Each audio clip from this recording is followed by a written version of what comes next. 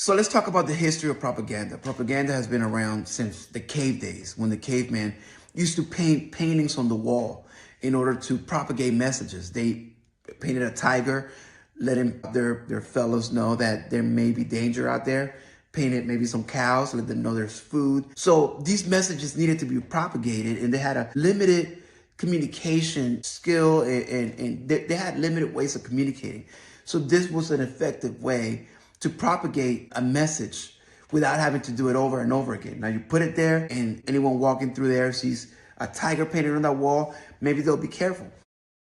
That's where propaganda started really taking shape. And as history went on, propaganda didn't really become really modern until it was really officially something recognized as a department. The Catholic Church, Pope Gregory, back in the 1600s, he created what it was, the Congregations for the Propagation of the Faith. This department of the Catholic Church was used to propagate the Word of God, the Bible, whatever their beliefs were at the time, they wanted to propagate these. So they actually made an official department that was meant to look for ways, ideas to spread this word to the world. That's where propaganda first got its first official department, like a recognition from a huge establishment. But propaganda, even before then, was being used by the common shops, the signs outside the shop. All of that is propaganda. Any kind of messaging is propaganda. It's gotten a bad rap. It's gotten a bad word status because it's been misused. But really, propaganda has just been part of history. It's part of our survival. It's part of who we are and why we became who we are and how we live today is because of propaganda. As history moved on from, the Catholic Church and the Crusades and all of that, huge propaganda campaigns were out there.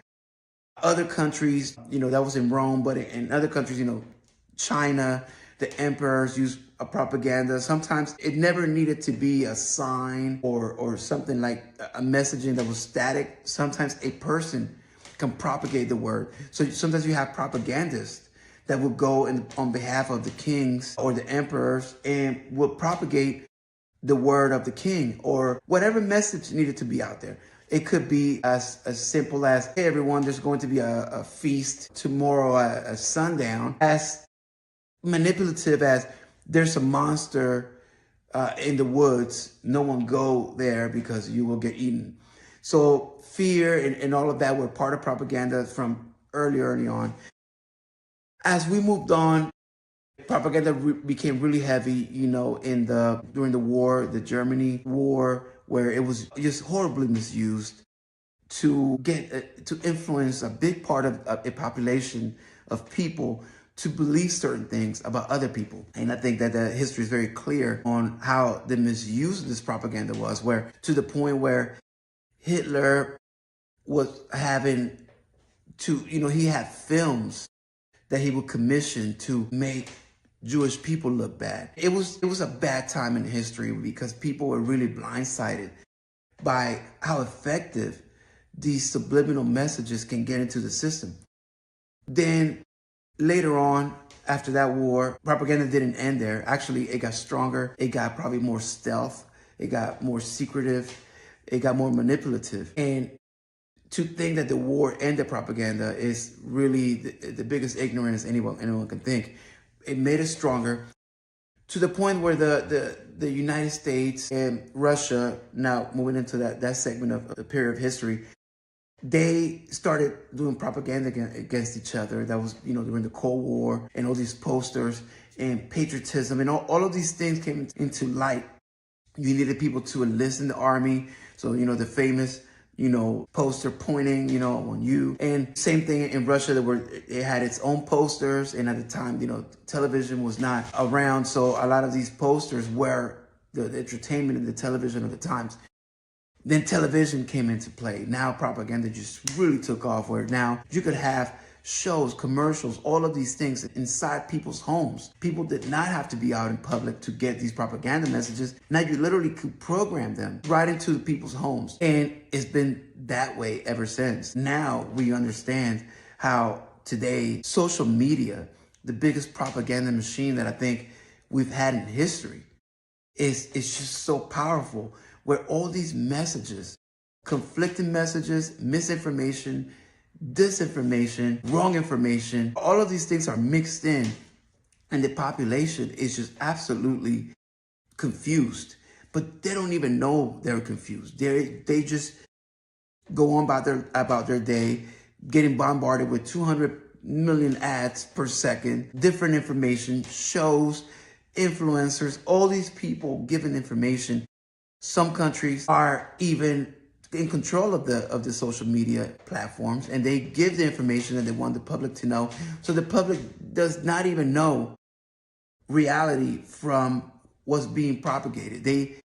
They have to believe what they see, but they have no proof except that someone through social media, through a screen, is telling them, hey, this is the way to act. This is what's happening. This is what you need.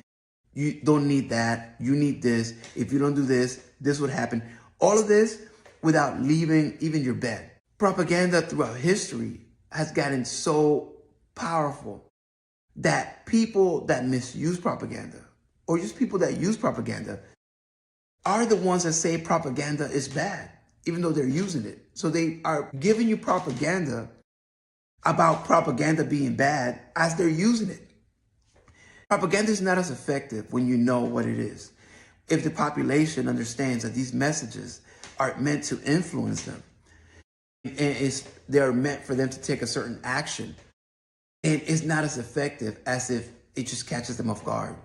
And you getting this information, you don't know what to believe, or you just end up believing it right off the bat because the source that it's coming from is the source that you believe is correct or trustworthy. Then there's no way to going back on that.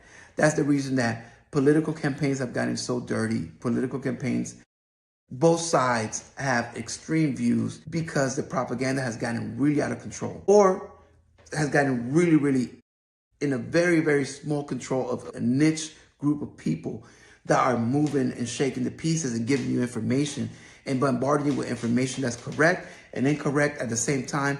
Now you don't know what to do. You don't know what to believe. So you just sit back and wait for this information to take place. You know, the reason we know hurricanes are coming is because someone tells us. We're not out to sea, seeing the hurricane forming, and we now know firsthand that the hurricane's coming. So there are information platforms that tells you, hey, there's a hurricane coming. You should probably take cover. It can even tell you how big the hurricane is and where it's going to impact. And we rely on this information for our survival. However, just like we rely on that information for our survival, there are other sources of information that we rely on for our survival that are not giving us the correct information, and we have no idea, and our society is deteriorating because of it. So understanding the history of where propaganda comes from, where it's going, artificial intelligence, probably if social media right now is the biggest propaganda machine we've had in history, artificial intelligence will be the mother of that. Artificial intelligence is a propaganda machine that can create messaging instantly and nonstop forever. So now you will have so much information at your fingertips, and you just will never, ever be able to tell what's correct and what is not, unless you have that first-hand account of that information where you're the one that is seeing the information. You will never be able to know what's fact, what's fiction. Eventually, the line will be so blurry that people will begin to see the misinformation as real. And someone says, hey, there's a monster behind you, and I'm going to be able to see that monster. So propaganda is taking this into a whole new place. The people that understand propaganda, that use it, are the ones that will benefit from this. The people that choose to be ignorant of it because it's a bad thing are the ones that will be the most harmed by it. Businesses benefit from propaganda. Obviously, you have a product, you have a service, and you propagate the word in the correct way. You will get customers, you will get clients. People will purchase and patronize your business. However, the businesses that don't understand how this works, and they stay behind.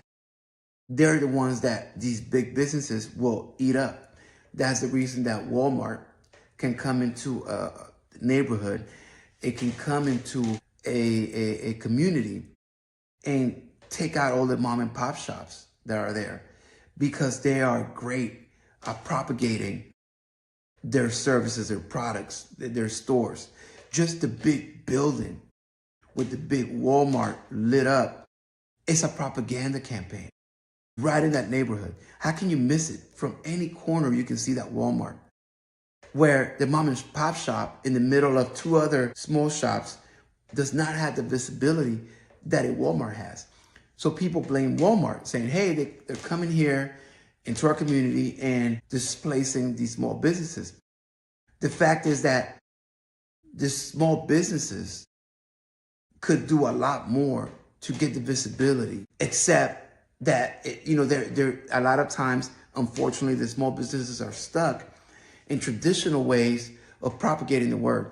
They don't understand how propaganda now is not about a commercial or a billboard. Propaganda could be someone that's trustworthy saying, this is good. And now you have followers of that person, entity, or influencer saying the same thing and propagating the word. Walmart, with their pricing, with their how big they become so quickly, like the big store, stocked with everything you can think of, cheap prices, it's hard to compete with that. Now, small businesses say, well, I can't compete with that. And just saying that, you're propagating that Walmart is better. So small businesses, I believe, give up very quickly. There's been communities where they have stopped Walmart from coming in and doing this. That's one way. But a propaganda campaign goes for Walmart's favor and against Walmart's favor. So understanding history and how Walmart became so big, so fast, so quick, Walmart, low prices. That was their slogan for a while. How can you compete with that if your slogan is, hey, I'm a small business, support me? When people are short of money throughout history, they will do what's right for their pocket. You can look at history, that's just the way it is. So quality is for the good times. Low prices are for everyday times. So just that's not much to do with the history itself, but for you to understand how propaganda is not just messaging, posters, commercials, or, that word. Sometimes just building that big building in the middle of somewhere. You're propagating more attention than 10,000 commercials. So until there, I will leave it there with the history. One day we'll go deeper into each segment of history. We will go into the caveman and some examples on how the caveman used propaganda and began the whole entire propaganda communication system. Then, we can probably move into the periods of the Catholic Church, the Cold War, the different wars. Every war comes very hard with a propaganda campaign. So until next time, make sure you subscribe. I'm super passionate about propaganda. I'm passionate about educating myself about what it is and what it's not. I like to know that propaganda messages are coming my way because I don't want to fall victim to negative propaganda that can affect me, my family, or the people around me. I hope you do the same. I hope you educate yourself about it. It's not a bad word. It's not a bad thing. It's a tool that could be used or misused. It's a knife. So you can use a knife to kill someone, or you can use a knife to cut some food and some vegetables and cook a nice plate of food. It's up to you. Then propaganda is the knife. You can use it for harm. You can use it for good. So until next time,